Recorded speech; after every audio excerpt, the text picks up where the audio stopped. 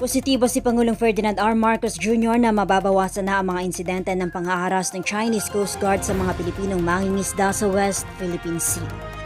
Ito ay dahil isa sa mga isinulong ng Pilipinas sa 3 araw na state visit ng Pangulo sa Beijing ang pag-aakyat sa administerial level ng mga maritime issues sa South China Sea o ang pagkakaroon ng direktang komunikasyon ng mga diplomat ng magkabilang bansa patungo sa kapwa lider ng China at Pilipinas.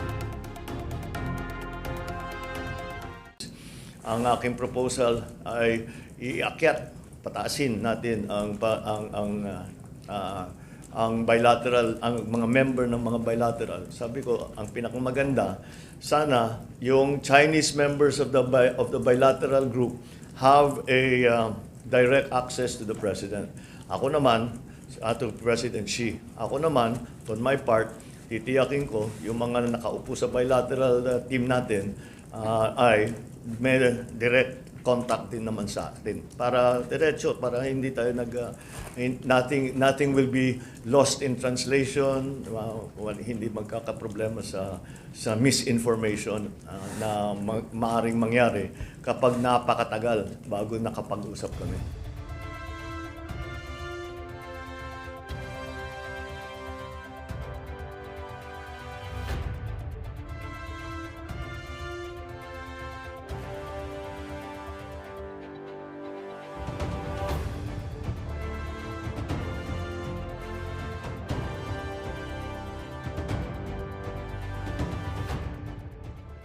The whole point is that when we spoke, I said the Ayon kay incidents Pangulong that have been Marcos, happening, kaya for naman example, nakapagtala ng mga in insidente terms of sa our pagitan ng fishermen, dalawang bansa in sa terms South of China our Sea ay dahil Coast sa Guard, kawalan ng etc. komunikasyon. Lahat yan, Inihalimbawa mga ng Pangulo ang incidents, insidente sabi ng ko, panghaharas at I pangaagaw ng see it as a Chinese lack Coast of Guard sa nakuhang communication rocket or debris rapid na communication. natagpuan ng Philippine Sabi ko, Navy mula gumawa sa tayo ng Pag-asa paraan Island. para Ayon sa kung may Pangulo, problema kung from nagkaroon either ng side, maayos na sabihin ugnayan niyo, para dito, magsasabi kami kusa sa inyo namang kagad, sabihin ibibigay niyo ng kami Pilipinas kagad. ang rocket debris na ito. Kung magpapalipad kayo ng racket, sabihin nyo sa amin, kung may bumagsak sa Pilipinas, i-recover namin, bibigay naman namin sa inyo.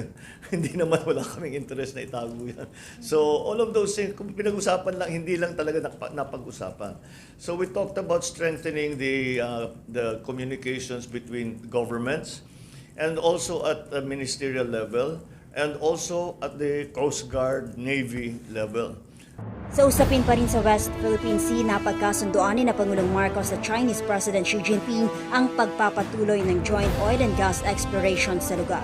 Ayon kay Pangulong Marcos, sa naging pulong niya kasama ang matataas na lider ng China, magkailang ulit niyang ipinunto na mahalaga para sa Pilipinas ang usaping ito, lalo't ang direksyong tinatahak ng bansa ay ang paglipat sa paggamit ng renewable power sources mula sa tradisyonal na source ng enerhiya, bagay na kinilala ng Beijing. Pagbibigay diin ng Pangulo, hindi naman nawala ang oportunidad para sa pagsasagawa ng joint oil and gas exploration. What we had decided was that we will resume because as you know, the negotiations over that were abandoned early last year. When they came, there was an impasse on the law, but I think the opportunities are still there. It's very important. I made mention of it in our meetings that this is very important for the Philippines as we move from traditional sources of power to more renewable power sources. That it is an important part of that of the interim shift. So I think the Chinese government, the leadership understand that it is an important part of the Philippine economy, and they promise to do all that they can to come to an agreement, and as do we in the Philippines promise to do all we can to come to that agreement. Ayon kay Pangulong Marcos, kaya lamang naman nahinto ang negosasyon noon ay dahil sa hindi pagkakaunawaan kung kaninong lokal na batas ang iiral para dito. At ito anya ay isa sa mga kailangang maplantsa ng magkabilang bansa. We have to discuss some of the legal aspects of it, and I think the central issue there is the difference between sovereignty and sovereign rights.